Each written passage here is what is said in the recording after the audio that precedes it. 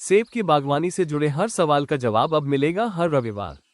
इस हफ्ते से हार्मोनिक रूट्स शुरू कर रहा है सेब संडे। हर रविवार सेब की बात। हर रविवार शाम 7:30 बजे हम आपके लिए लाएंगे एक ऐसा वीडियो जो पूरी तरह समर्पित होगा आपके सेब के बाग की जरूरतों को समझने और साइंटिफिक तरीकों से समाधान देने के लिए। सिर्फ सीधी प्रैक्टिकल बातें जो आपके ऑर्चर्ड में सीधे इम्प्लीमेंट हो सके। तो चलिए शुरू करते हैं सेब संडे का पहला एपिसोड। आज बात करेंगे ऑर्चर्ड के ऐसे 5 कामों की जो बाहर से भले दिखे नहीं, लेकिन क्वाइटली आपके पेड़ की सेहत, फल की क्वालिटी और अगले साल की पैदावार तक को प्रभावित करते हैं। पहला काम, जड़ों की सेहत का डायग्नोसिस। मिड सीजन यानी जून जुलाई में जब फल धीरे धीरे साइज बढ़ा रहे होते हैं, पेड़ का पूरा ध्यान फ्रूट डेवलपमेंट पर होता है। इस समय रूट जोन में एक्टिविटी ज्यादा होती है, लेकिन वो एक्टिविटी दिखाई नहीं देती।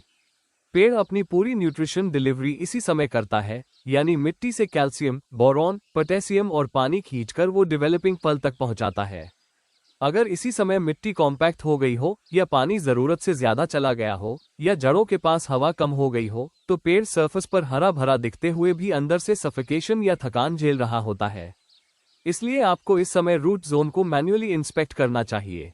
हर ऑर्चर्ड ब्लॉक में रैंडमली 3 या 4 जगह पर 10 से 15 सेंटीमीटर की खुदाई कीजिए और देखिए कि मिट्टी सॉफ्ट है या सख्त, मॉइस्ट है या सॉगी, और रूट्स एक्टिव हैं या सिकुड़ी हुई सी लग रही है।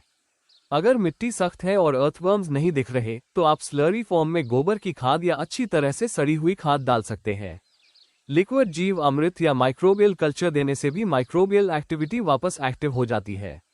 मल्चिंग अगर आपने पहले नहीं की तो अब कर सकते हैं, ताकि सरफेस ड्राइनेस और इवेपोरेशन कम हो। इन सब उपायों से पेड़ की जड़ों को वह एनवायरनमेंट मिलता है जिसमें वो क्वाइटली काम कर सकती है, और यही जड़ें पेड़ का पूरा फ्यूचर तय करती है। एक चीज और जो बहुत से किसान ओवरलुक कर देते हैं, वो है रूट जोन में सोल्स का अक्यूमुलेशन। मिड सीजन में जब एवापोट्रांसपिरेशन तेज होती है, तो ड्रिप इरिगेशन वाले ऑर्चर्ड्स में सॉल्ट ऊपर की ओर आ सकते हैं, जिससे जड़ें स्ट्रेस में जाती हैं।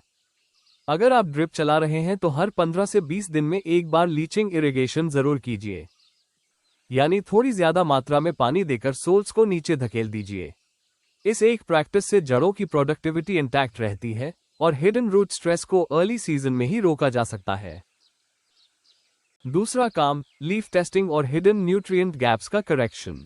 फल चाहे जितना सुंदर दिखे, उसकी असली न्यूट्रिशन हिस्ट्री पत्तों में छुपी होती है।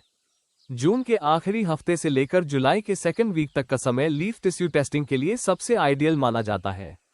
इस वक्त पेड़ का शूट ग्रोथ मॉडरेट हो चुका होता है, यानी लीव्स मैच्योर हो चुके हैं और लीफ केमिस्ट्री रिलेटिवली स्टेबल होती है। आपको ऑर्चर्ड में से 30 से 50 ऐसे पत्ते लेने हैं जो इस सीजन में निकले हों, पेड़ के मिड शूट से हों और विजिबली हेल्दी हों। इन पत्तों को साफ कागज या कपड़े में रखकर लैब भेजिए, ताकि आपको ये डेटा मिले कि पेड़ में कैल्शियम की मात्रा कितनी है, बोरॉन और जिंक की स्थिति क्या है, और मैग्नीशियम या मैंगनीज का कोई इम्बैलेंस तो नहीं है। लीफ टेस्ट का मतलब होता है आप जरूरत से ज्यादा या जरूरत से कम खाद नहीं दे रहे, बल्कि पेड़ की बॉडी लैंग्वेज पढ़कर काम कर रहे हैं। अगर कैल्शियम कम आता है तो आप कैल्शियम नाइट्रेट या कैल्शियम क्लोराइड के स्प्रे प्लान कर सकते हैं। अगर बोरॉन मार्जिनल दिखता है तो 1 ग्राम प्रति लीटर की दर से सॉल्यूबर देना सही रहेगा। इन करेक्शंस का टाइमिंग यही है, क्योंकि फ्रूट अभी एनलार्जिंग स्टेज पर है और इंटरनल टिश्यू डेवलपमेंट यहीं से शुरू होता है। लेट स्प्रे का मतलब होगा फल दिखने में अच्छा, लेकिन स्टोरेज में खराब।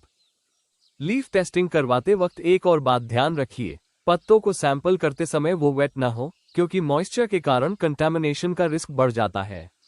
साथ ही सैंपल को किसी भी फर्टिलाइजर स्प्रे के बाद 5 से 7 दिन तक अवॉइड करें, ताकि रेजिड्यू इंटरफियर न करे। और अगर आपके पास टाइम या बजट दोनों कम है, तो आप ऑर्चर्ड के 2 कंट्रास्टिंग ब्लॉक्स से सैंपल लेकर कम से कम जनरल न्यूट्रिशनल डायरेक्शन का अंदाजा लगा सकते हैं। ये फुल फ्लैज सोल्यूशन तो नहीं, लेकिन इससे आपकी नेक्स्ट फॉल एयर स्प्रे ज्यादा इन्फॉर्म्ड हो सकती है। तीसरा काम, फ्रूट लोड मैनेजमेंट और ब्रांच बेंडिंग। बहुत सारे ग्रोअर्स थिनिंग को एक बार की प्रक्रिया मानते हैं, लेकिन सच्चाई ये है कि फ्रूट लोड को मिड सीजन में मैनेज करना और भी जरूरी होता है। जून और जुलाई में कई बार ऐसा होता है कि कुछ ब्रांचेस पर लोड बहुत हैवी हो जाता है, जिससे न सिर्फ ब्रांच टूट सकती है, बल्कि पूरे पेड़ का बैलेंस बिगड़ सकता है। इसके अलावा कई बार न्यूट्रिशनल स्ट्रेस के कारण पेड़ अपने आप कुछ फल गिरा देता है, लेकिन ये अनकंट्रोल्ड होता है और नुकसान ज्यादा कर जाता है। इसलिए अगर आप अब भी सिलेक्टिव थिनिंग करें, यानी बहुत ज्यादा क्लस्टर्ड या अनडिसाइज्ड फलों को निकालें, तो बाकी फलों को बेहतर न्यूट्रिशन मिलेगा और फ्रूट साइज यूनिफॉर्म बनेगा। साथ ही जिन ब्रांचेस का एंगल बहुत तेज है, यानी वो बहुत वर्टिकल है, उन्हें आप धीरे से बेंड करके ओपन कर सकते हैं। इसके लिए आप वेट या सॉफ्ट रोप्स का इस्तेमाल कर सकते हैं।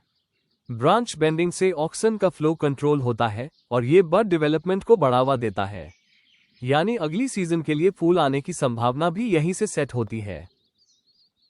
चौथा काम, वूली एफिड और हिडन पेस्ट्स की साइंटिफिक निगरानी।